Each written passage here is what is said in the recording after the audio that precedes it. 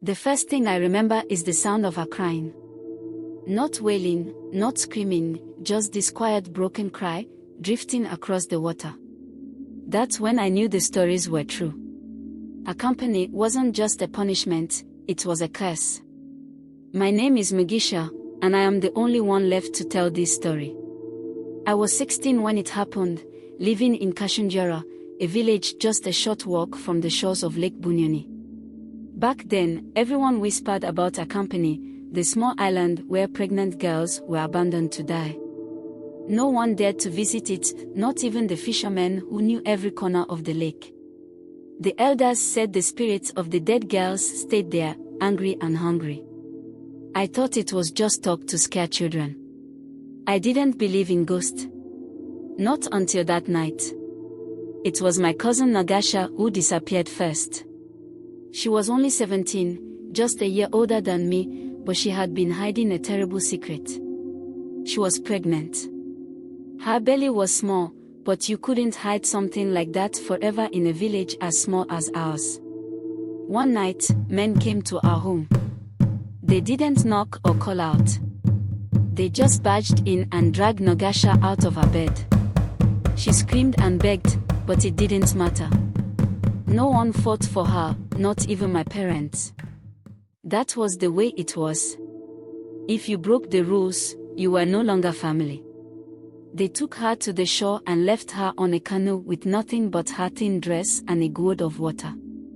No food, no blanket. Just her and the blackness of the lake. I watched from the trees as they rowed her to Akampene and left her there, a shadow against the pale moonlight. I didn't sleep that night. I couldn't.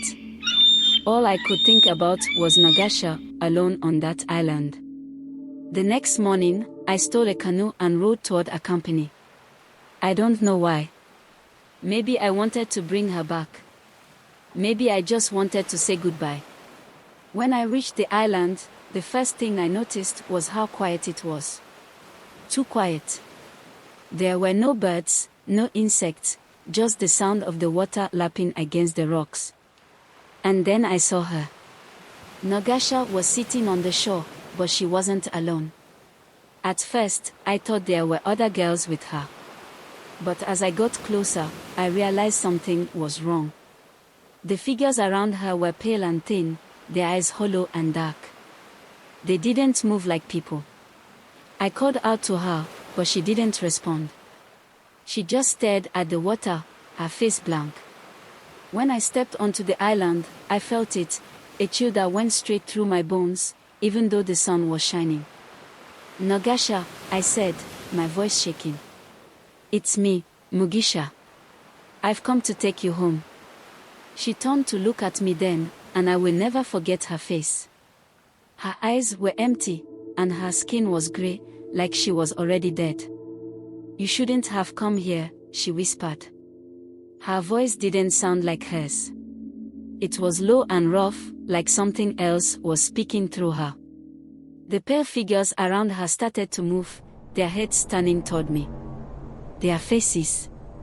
They weren't human. Their mouths were too wide, their teeth too sharp. I ran. I didn't even think, I just turned and ran back to the canoe.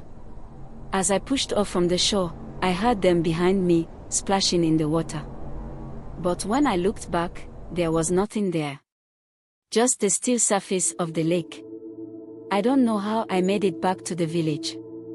When I told my parents what I saw, they told me never to speak of it again. They said the spirit of Akampene would follow me if I did. But I have to tell someone. You need to know the truth. Akampene isn't just a punishment island. It's a place where the dead never rest. And if you ever hear anyone crying on the lake, don't go looking for them. Not unless you want to join them. Thank you for watching this chilling tale from Africa Narrates. If you enjoyed this story and want to explore more, don't forget to like this video, share it with your friends, and subscribe to our channel. Hit the notification bell so you never miss a story that brings Africa's rich legends and mysteries to life.